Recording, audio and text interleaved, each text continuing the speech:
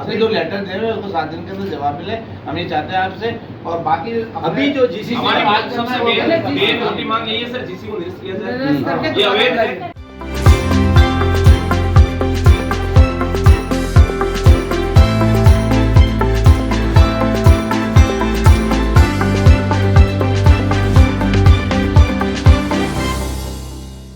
देखिए, ये बहुत गलत बात है, गलत परंपरा है। ये अजमेर नगर निगम शहरी सरकार है और वैसे भी स्वर्गीय राजीव गांधी जी का एक सपना था कि निकायों को जो अधिकार दिए थे संविधान में 73वां और 74वां संविधान संशोधन करके कि आम जनता की ज़रूरतमंद की काम करे नगर निगम। लेकिन ये किसी भी पार्टी के कार्यालय की तरह यदि चलाएंगे तो इसमें राजस्थान के अंदर यशस्वी मुख्यमंत्री अशोक गहलोत जी जो सरकार के मुख्यमंत्री है, आप ये मान के चलना इनकी मनमर्जी नहीं चलेगी। जिस तरह से अंग्रेज़ों के राज में जनता की आवाज़ को दबाया जाता था, इस तरह हमारी आवाज़ को ये दबा रहे हैं। कल भी आपने देखा जीसी में इन्होंने हमारी बात नहीं सुनी। खुद मेयर साहब ने हमको 2 दिन पहले बोला था कि आप कॉमन आपके प्रस्ताव रख दें कांग्रेस के पार्षदों के 2 या 3, मैं उस पर ज़रूर चर्चा करूँगी। लेकिन कल इन्होंने आनन फानन में न तो आयुक्त महोदय ने प्रस्ताव पढ़े और न ही किसी प्रकार की उस पर चर्चा की गई और बिना वैधानिक तरीके से पास करके चले गए। जब यदि इनके पास बहुमत था, भाजपा का वोट था, तो इनको भगने की क्या ज़रूरत थी? ये वहाँ से सदन छोड़ के चले गए। इस तरह आज तक आज़ादी के बाद में कभी नहीं हुआ।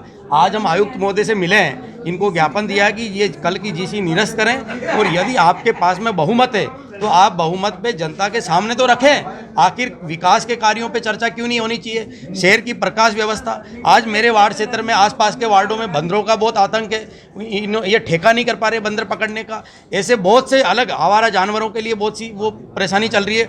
शहर की जो मूलभूत सुविधाएँ और जो समस्याएं हैं उनके बारे में चर्चा तक नहीं की गई और शहर की मेन समस्याओं के बारे में ये चर्चा इसलिए नहीं करना चाहते कि ये मनमानी कर रहे हैं और इनकी मिला भक्ति और ये जो आपस में खेल चल रहा है ना, ये किसी सूरत में नहीं चलेगा।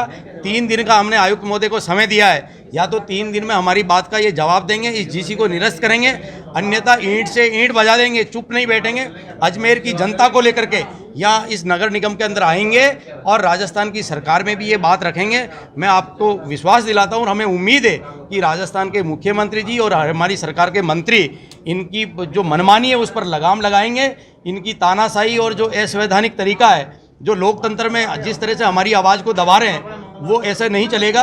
किसी भी सूरत में आने वाले दिनों में ये जीसी निरस्त होगी। नगर निगम को कौन चला रहा है? बीजेपी? देखिए, बिल्कुल बीजेपी के जो हमारे सम्माननीय जो महापौर महोदय है, उनके पति खुद बीजेपी के अध्यक्ष हैं, लेकिन वो अपनी पार्टी चलाएं, हमें कोई दिक्कत नहीं है। लेकिन नगर निगम बीजेपी के पार्टी कार्यालय की तरह नहीं चलेगा बिल्कुल किसी भी सूरत में, क्योंकि ये एक संवैधानिक संस्था है और वो हमारे लिए बहुत सम्मानित है। लेकिन हम हर नियम कायदों का सम्मान करते हैं और ये कोई पॉलिटिकल कार्यालय नहीं है, ये नगर निगम का कार्यालय आपके सामने रख रहे हैं। जिस तरीके से कल नगर पालिका अधिनियम की धज्जियां उड़ी हैं जीसी के अंदर, उसी संदर्भ में आयुक्त महोदय से आज हम लोग मिले।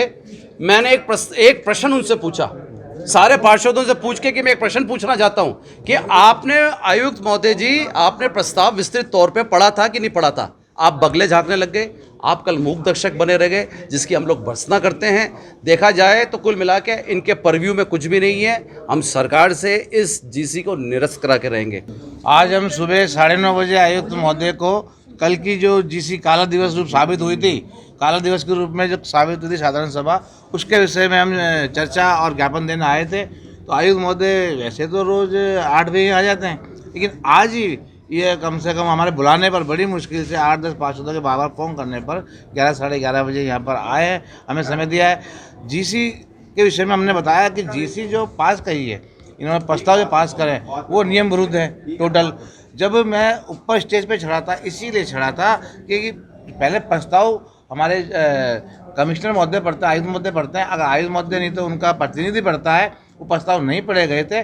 प्रस्ताव नहीं पढ़ने के बाद उन्होंने पहला जब पास करा था, फिर दूसरा पास करा था, तीसरे पे मैं ऊपर चढ़ा था और इसीलिए मैंने चढ़ा था। लेकिन शोरगुल इतना हो गया था, ना तो कमिश्नर साहब सुन रहे थे और ना वो सुन रहे थे। जब तक मैंने कह दिया था मैंने आप गलत कर रहे हो, मैंने कि इसको यहीं रोको, मैंने बाद में प्रस्ताव पढ़ के जिसे हम प्रस्ताव पास कराएंगे या चर्चा करेंगे, जो भी करेंगे।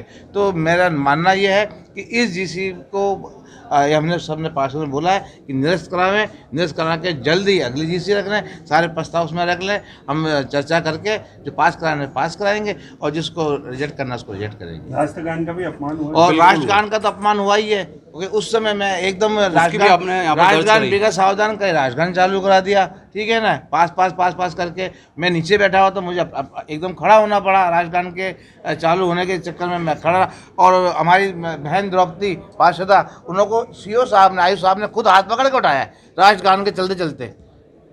तो ये स्थिति मतलब राष्ट्रगान की कर दी इन्होंने पैदा कि ये क्या है, बस बोली के हैं और कुछ नहीं, इन्हों को तो दंगे करवा लो और कुछ नहीं, और ऐसे प्रस्ताव पास करा लो जिसके अंदर कमीशन मिलता है।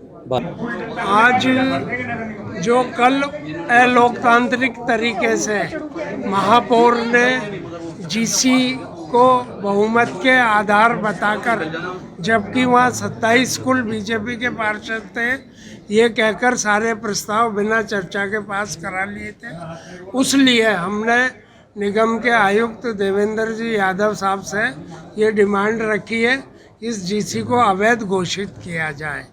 वह कुछ और भी प्रस्ताव है, जैसा कि नगर निगम द्वारा 100 करोड़ रुपए देने का, 100 करोड़ रुपए देते ही निगम की माली हालत चरमरा जाएगी।